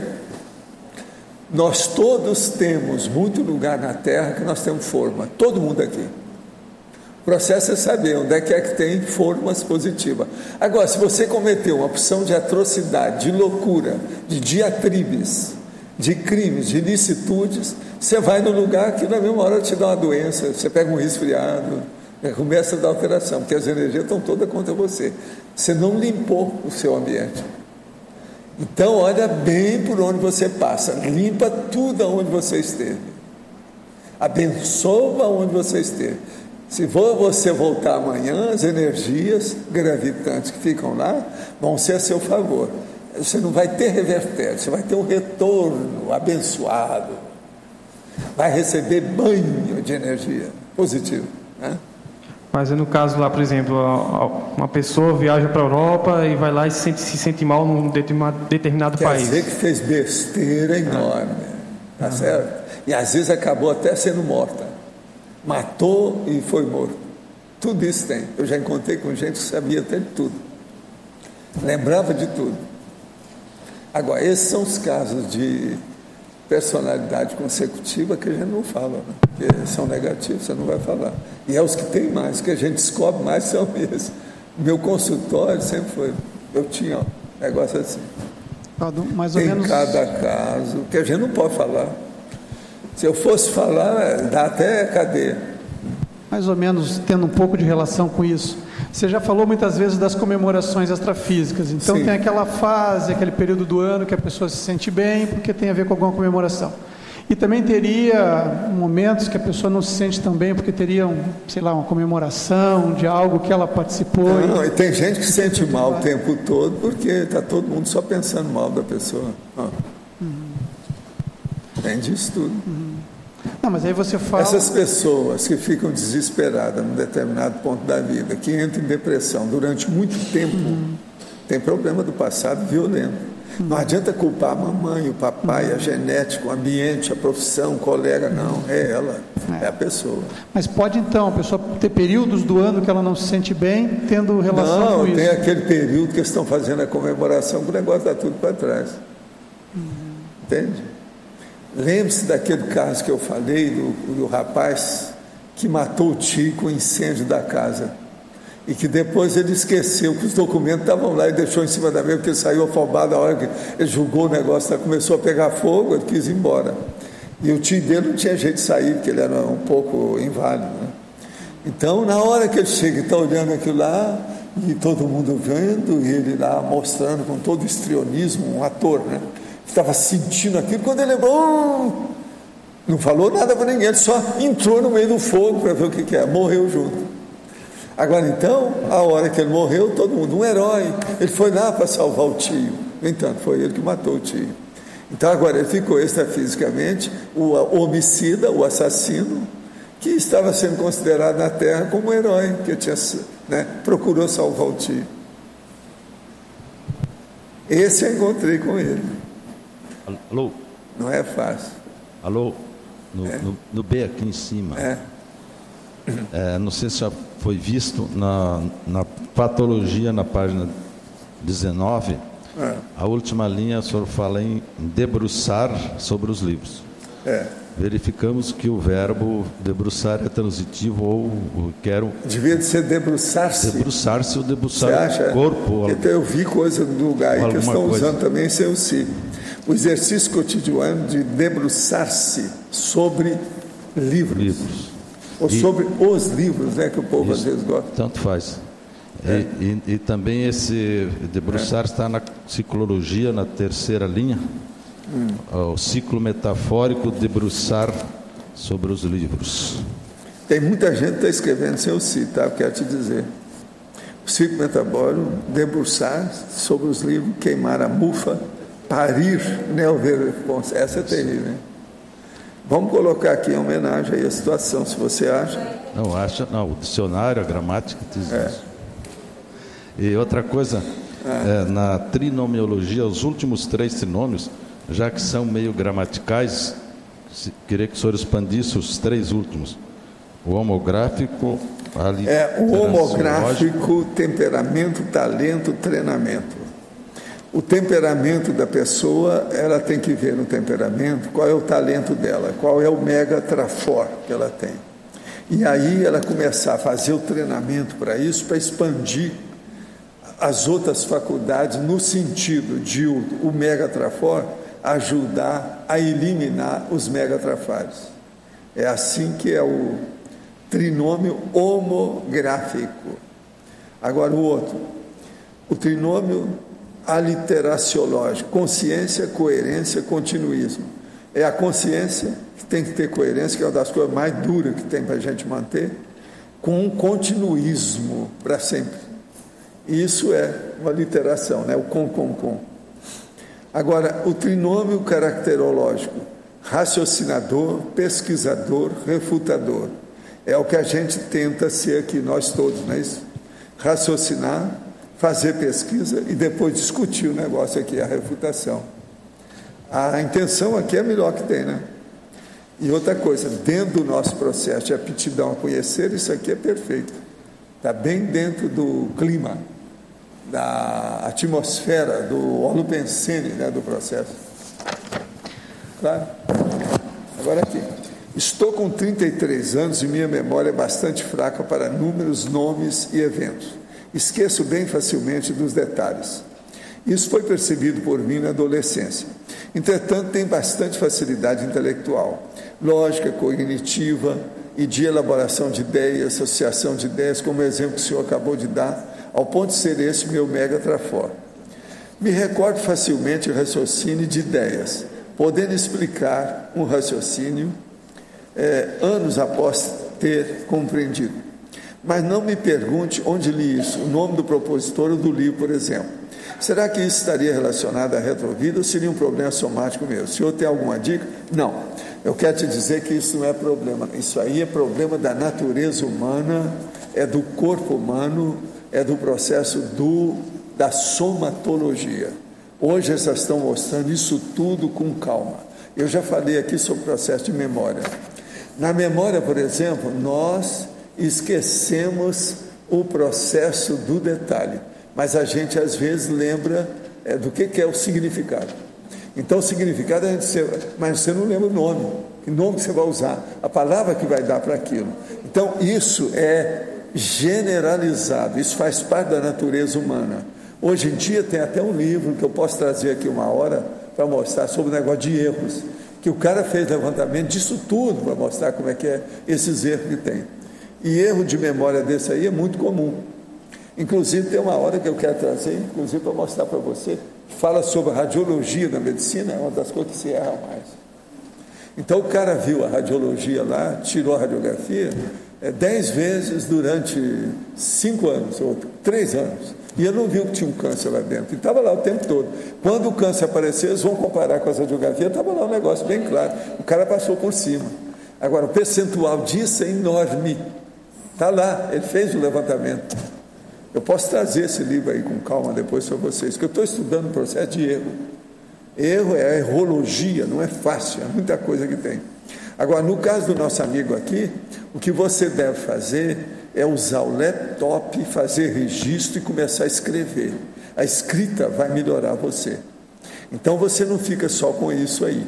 Você vai começar, então, agora a cogitar mais dos processos de números, nomes, datações e outras coisas nesse sentido. Isso aí melhora, não fica só na base do significado. Que as pessoas lembram do significado, que é aquilo que às vezes eu falo, que além do nome, a pessoa vê a pictografia do cenário, a ocorrência, o episódio, o flash, aquilo que tem. Isso é que eles estão chamando de significado hoje. Então a pessoa esquece os detalhes, mas ela lembra sempre do significado. Agora, tudo quanto é pesquisa que fizeram, mostrou isso. Então isso é da natureza humana. A pessoa tem que superar fazendo muito exercício, senão não melhora não. Na fatologia, 7ª linha, como fazer o reconhecimento dos trafais cognitivos. Poderia explicar? Os trafais cognitivos, o problema é o seguinte, olha o que é das suas faculdades mentais, eu já falei disso aqui antes. É memória que está faltando? A maioria tem alguma claudica na memória, quer dizer, tropeça na memória. Começa por aí, que você vai saber o resto. Em Principiologia, página 19, 5ª linha, poderia aprofundar o princípio da insaturabilidade autocognitiva quanto ao cosmos. É a pessoa, por exemplo, que ela ainda não domina, ela não está saturada da cognição da vida humana e dessa dimensão intrafísica concreta da matéria. Enquanto ela não saturar disso aqui, ela não vira serenona. Então, esse princípio da insaturabilidade é o princípio do pré-serenão. Agora, nós temos que chegar na saturabilidade autocognitiva, que é esse que é o do serenão. Então, ele já está saturado de tudo, ele já sabe tudo, já domina tudo. Tem os fundamentos do que funciona aqui nessa dimensão. Aí ele está livre, aqui não tem mais nada para ele aprender, ele tem que ir embora, não precisa mais ter vida humana. Você anota e faz equação sobre o que você colocou na boca, alimentos, drásticos. Você ainda não viu a minha farmacopeia, a minha farmácia, é muito mais sério que isso. Quantos dias comendo carne, por exemplo? Não, isso aí depende, porque eu tenho muita dificuldade para estar escolhendo comida, isso não é fácil. Então eu tenho tudo, inclusive eu tenho muita comida que eu guardo comigo. Eu tenho aquele móvel, que é uma caixa italiana, aquela que puxa e fica comida lá dentro. Só essa tem 2. junto comigo, fora a geladeira que eu tenho, que é para ver o processo. O meu negócio de carne, isso é uma coisa relativa para mim. Eu tenho que ver muito mais coisa mais séria do que carne que a gente come. Fico de olho nisso, muito mais sério. Quantos dias da esteira aeróbica considera útil determinar o determinismo dos minutos que faz exercício ou não? Não, aí tem que ver a idade da pessoa. Primeiro é o seguinte, olha a pessoa como é que é. Por exemplo, ontem estava a 35 graus a sombra aqui no CAEC. Isso lá debaixo das minhas árvores. 35 graus à tarde. E de manhã também já estava assim. Eu coloquei o ar-condicionado e há pouco estava 17 graus dentro de casa. A diferença lá fora era de exatamente 18 graus, não é isso? Então eu estava com menos da metade da temperatura de fora. Isso é um perigo. Se eu sair, pode me dar choque térmico. Agora, o que se passa? A orientação que se tem é essa. Jamais uma pessoa na minha idade, por exemplo, você está na terceira idade, está com 65 anos em diante, se a temperatura lá fora está na média de 30 graus Celsius, ele não deve fazer exercício físico. Agora, para todo mundo, em qualquer lugar, a qualquer hora, qualquer idade, se lá fora estava igual ontem, ninguém deve fazer exercício físico, que é 35 graus Celsius. Ontem estava assim. Outra coisa, as pessoas fazem porque dentro de casa tem o ar-condicionado. Depois, ela vai, às vezes, para o campo, vai para o ar livre. Isso aí é que cria o problema para ela. Então, eles acham que o melhor é não fazer. Quer dizer, qualquer pessoa com 35 graus Celsius não deve fazer exercício. Sério. Por exemplo, andar na esteira aeróbica, não deve. Agora, uma idade de 65 em diante, ninguém, se o dia está a 30 graus, não deve. Você vai falar assim, não, mas eu tenho ar-condicionado. Não interessa. Você vai acabar saindo de lá. Aí é que começam a entrar os problemas com a pessoa e cria problema. Lembre-se bem, seus músculos, suas articulações, os processos que tem vamos dizer, articulação aí, o que é que não tem nisso? Esses segmentos que tem nos músculos, as coisas todas que tem, sinóvia, isso tudo mexe nessa condição aí. Resumindo, quais são os controles mais prioritários para a manutenção da lucidez nesse processo? Olha, a situação mais séria que tem mesmo é você olhar todos os detalhes, colocar no papel, e dentro de um ano você vai saber o que é melhor para você e o que não é. Eu sei de tudo quanto é comida que me faz bem, o efeito que dá. E outra coisa, a última coisa que você deve fazer, se você quer fazer mesmo sério, é o cocograma, ou seja, o troninhograma. Então tem que ver o tronograma, é estudar como é que funciona os seus intestinos. Isso aí é seríssimo. É muita gente que não liga para isso. Agora, para isso é muito fácil. Você coloca uma banqueta perto do troninho, com uma caneta e esses papéis. Aqui um monte de papéis assim. E você põe lá a sua folhinha, o seu calendário. E você vai ticando o que teve, né? O que é que foi, como é que foi. Por exemplo, se você tem de vez em quando uma diarreia, é muito importante estudar qual a frequência dessa diarreia. Essa diarreia pode ser um monte de coisa, pode ser. Por exemplo, o processo de verme, um problema de interação de medicamento, que é uma coisa seríssima. Eu, por exemplo, eu tenho que estar de olho nisso. Os medicamentos que eu tomo, tem 5 de 6 medicamentos que podem dar diarreia na pessoa. Conforme a situação daquilo que eu como, mistura com os medicamentos, potencializa tudo. Se não tiver cuidado, dá diarreia. Agora, a diarreia, você também tem que estudar. É uma diarreia que você foi 3 vezes ao troninho, não quer dizer muito. Agora, se você foi 8 vezes, no outro dia você tornou aí, no outro dia aí, abra o olho, porque você está indo embora. Você está morrendo pelo troninho. O troninho mata. Sabe? A pessoa pode acabar com o corpo através do troninho. Ela descarrega, ela dá descarga. Então, ela deleta o corpo através da descarga. Não, é deletar o corpo. Entende como é que é? Valdo, agora a gente nota que qualquer problema intestinal que a pessoa tem, a gente reconhece pela pele, né? É imediato. Você olha para a pessoa, você sabe que ela tem problemas intestinais pela coloração. Pela coloração. Agora, a pele também mostra muita coisa. Os problemas de hormônio, uma opção de coisa, tudo aparece na pele. A maioria das doenças vem para a pele, né? Então, é um negócio sério para a gente estudar.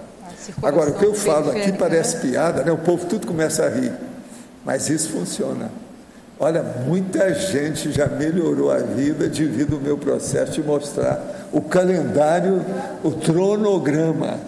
É um negócio sério. O remédio sem parar para fazer o intestino. Agora, vocês nunca viram livro nenhum que fala disso, já?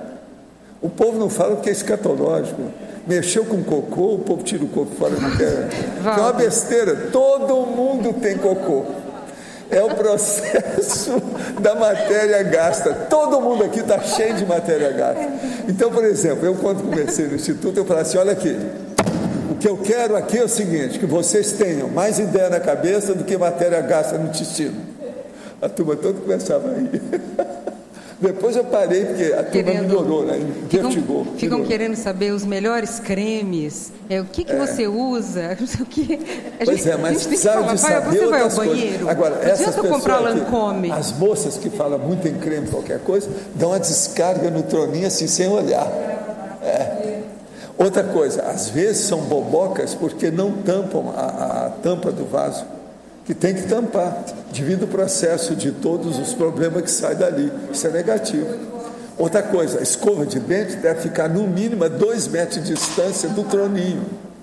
Então, tudo isso é um negócio seríssimo, tem que pensar nisso tudo. Eu estou falando que ele está perguntando tudo, os controles, tudo aqui.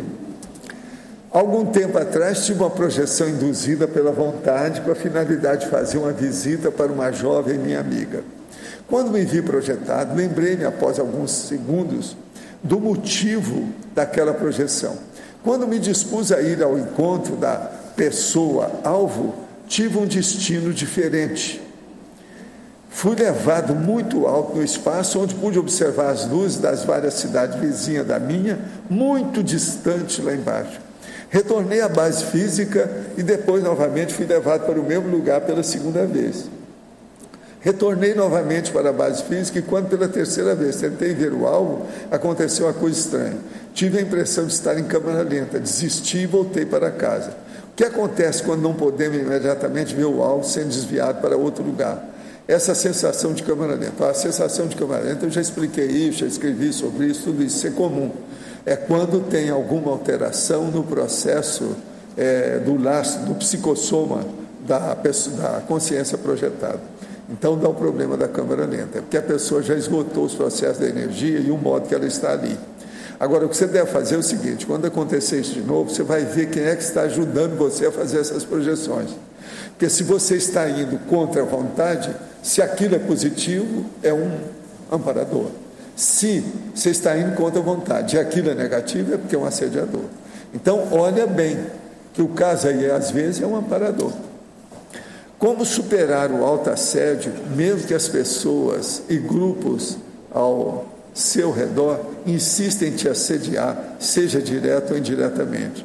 Poderia me dar uma dica? Quero voltar a estudar, mas estou numa dúvida entre farmácia ou engenharia elétrica para poder fazer pós-engenharia biomédica. Qual seria uma opção mais interassistencial ou evolutiva? Não, engenharia biomédica é uma coisa séria. Farmácia também é. Agora, a farmácia precisa ter cuidado, porque é muita gente que fica perdido na farmácia devido aos processos de dinheiro, e tipo de medicamento e outras coisas. Precisa abrir o olho.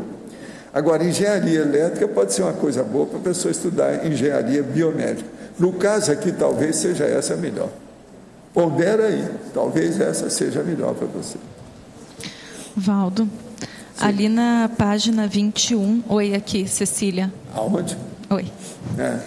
Na página 21, em paradoxologia, você poderia exemplificar o paradoxo da Verpon mais de ponta problemática, ser capaz de produzir o estupro evolutivo evitável? O paradoxo da Verpon mais de ponta problemático, ela ser capaz de produzir o estupro evolutivo evitável. O problema todo é o seguinte: você, por exemplo, você pode arranjar algumas ideias que são muito avançadas. Se você colocar no lugar errado, na pessoa errada, na hora que não deve ser, você, em vez de ajudar, você pode piorar as coisas, porque você esclarece mais a pessoa, ela vai ter um choque, ficar impactada, aquilo, em vez de ajudar, vai piorar tudo. Então é preciso examinar isso com calma, direitinho. Não é toda a verdade. A gente não pode pegar a verdade e ser um tacape para estar batendo na cabeça das pessoas. Agora, o que se passa? Você pode chegar na VERPOM mais de ponta problemática, mas adequar uma comunicação na hora certa, com a pessoa certa, a testemunha certa, o local certo, as palavras certas, tudo certo, tudo corretamente, o melhor que você pode. Agora, não pode precipitar. Eu já vi gente que descobriu alguma coisa muito séria, ficou excitado, com ansiedade com aquilo, começou a ficar excessivo dentro do processo, criou mais problema do que ajudou. Aquilo criou até problema para a pessoa, arranjou uma opção de desafeto a partir daquilo. Mas a VERPOM é problemática por ir contra a cultura? Ela é problemática porque não souberam fazer a difusão, a comunicação, a divulgação, a apresentação. Então, por causa da forma, o momento e a forma. Não é só a forma, né? Tem uma série de condições nisso, né? Entra aí o problema intelectual, o de conteúdo, o processo emocional da situação, o convívio. Tem uma série de condições. Outra coisa, uma boa parte das pessoas, quando começa a ter alguma VERPOM, uma verdade relativa de ponta, ela tem a respeito de pessoas com quem ela vive. Por quê? Ela está fazendo pesquisa, a única que ela pesquisa é a convivialidade. Ela é da fofinha, da fofoca, ela acaba descobrindo as coisas. Você está entendendo? A hora que ela começa a pesquisar mesmo. E aí, se ela fala, passa da conta, pronto, dá com os burros na água, o negócio é negativo. Então, nós temos que ponderar muito o que a gente sabe. A verdade pode matar. O que você queria?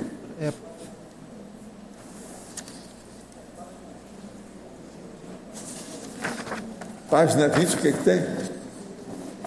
É o final da segunda linha. Os efeitos recinológicos do despojamento em virar pelo avesso as próprias convicções. Eu vejo assim, eu tenho um problema de apriorismose, isso para mim é difícil. O que pode ajudar nesse despojamento das próprias convicções? A gente tem que ter o despojamento disso, não há dúvida nenhuma. Sabe por quê? Em virar do avesso. Você tem que estar preparado para a reciclagem. Agora, a reciclagem mais séria que a gente precisa fazer é justamente da ideia. Não, nós não podemos ser a priorota. Nós temos que cortar o apriorismo. Tem que pensar nisso. Tá certo? Pensa bem. Nós não podemos, de vez em quando, você tem que mudar aquilo que você pensa. Se pudesse, mudaria minhas ideias todo dia. Ideia nova é o máximo. Bem-vinda seja aquela que aparece. Mas isso às vezes não é possível. Às vezes eu percebo que eu incorro na apriorismose de uma forma quase automática. A coisa vem e já vem uma resposta pronta, um repertório já antigo. Vai com calma. Então, fala menos e escuta mais. Isso aqui é o melhor. Eu não estou falando ouça, não. Estou falando escutar. Escutar é uma pessoa que escuta direitinho aquilo que é o som, a palavra, o que está sendo dado. Ouvir a pessoa, as palavras voam. Então, o processo é saber escutar corretamente. Isso aí não é fácil. Tá certo?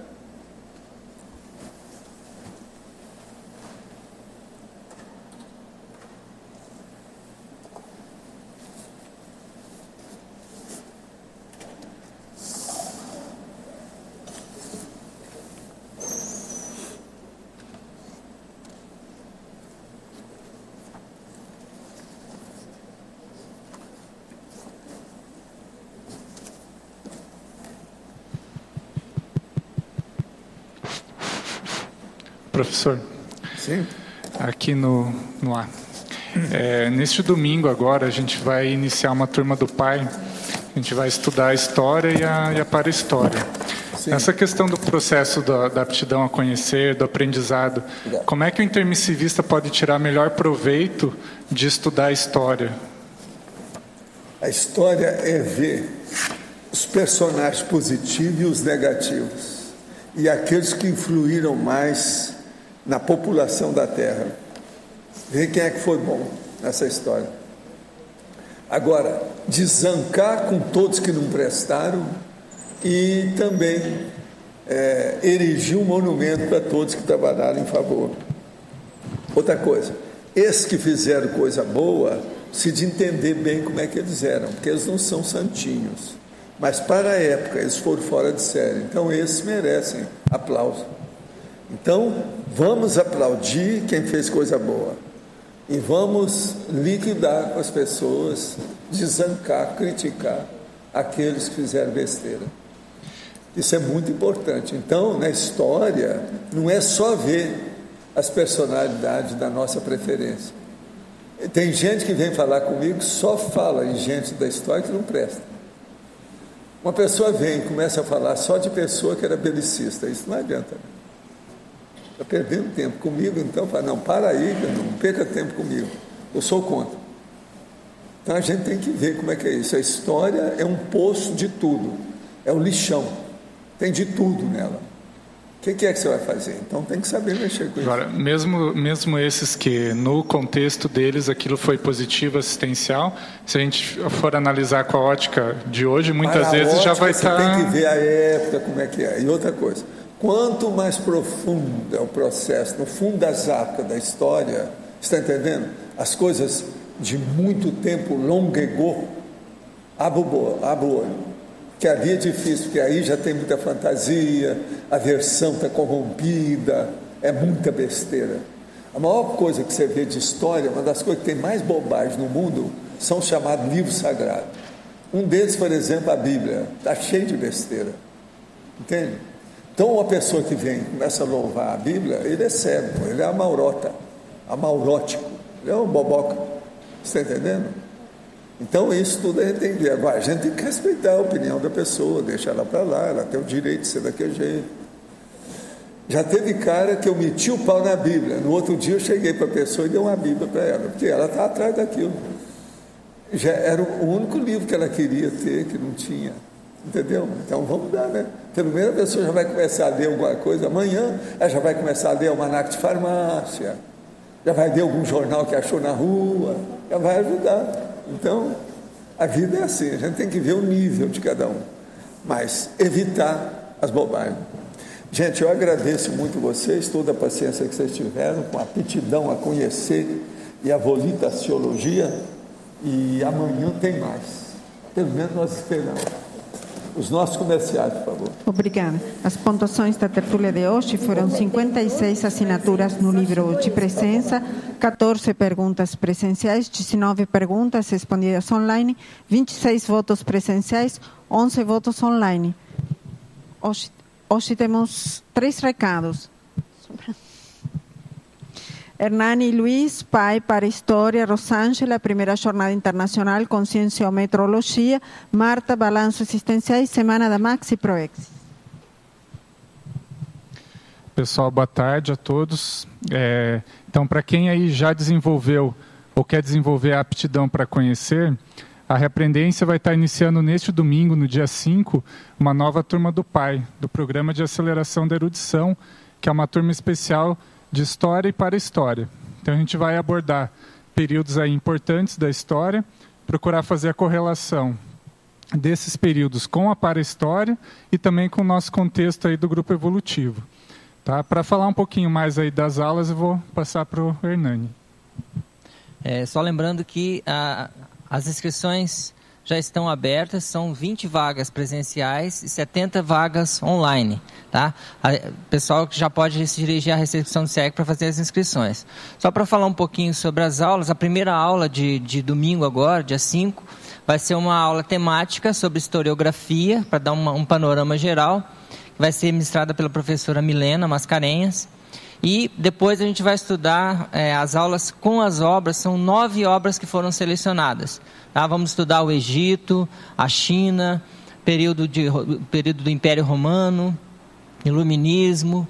Um passeio geral pela história com 9 obras bem selecionadas. Todas as obras já estão disponíveis. Quem quiser dar uma folhada nos livros para olhar, é só dar uma passada lá na epígrafe, que os livros estão todos lá. E as inscrições, lembrando, é R$ 390. E é só entrar em contato com a recepção do SEAC ou mandar um e-mail para contato@reaprendência.org.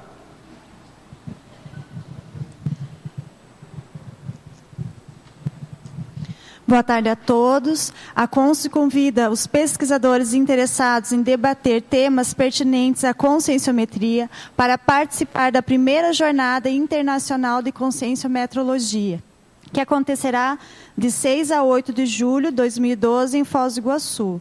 Teremos 2 campos autoconscienciométricos, mesas de debates e as conferências Pilares da Autoconscienciometria, Autocriticidade Cosmoética, Intermissividade, Autocoerência Prioritária, o projeto ADCONS com a expansão do conscienciograma, o timeline da conscienciometria e a retomada do Colégio Invisível da Conscienciometria.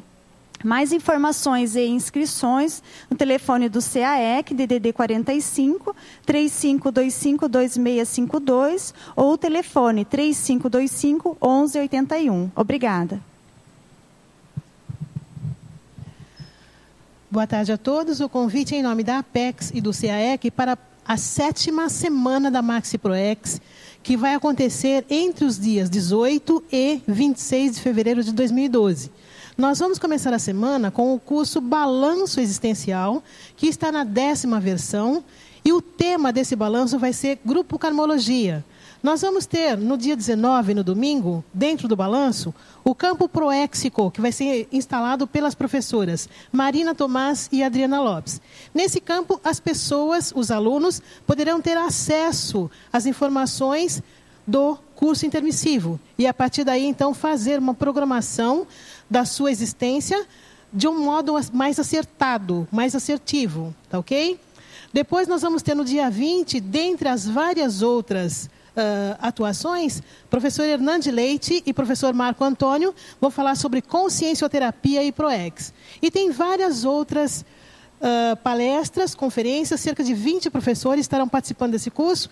Além do mais, você vai poder também fazer o seu planejamento de vida para os próximos anos. As informações podem ser feitas diretamente na recepção do CAEC, pelo telefone 045 3525 2652. Repetindo o telefone, 3525 2652. Ou então diretamente no site da Apex, www.apexinternacional.org, e esse pagamento pode ser feito em até 10 vezes sem juros. Obrigada e até logo. O verbete eleito para amanhã é para varredura cosmovisiológica, especialidade intermissiologia. Obrigada e boa tarde a todos.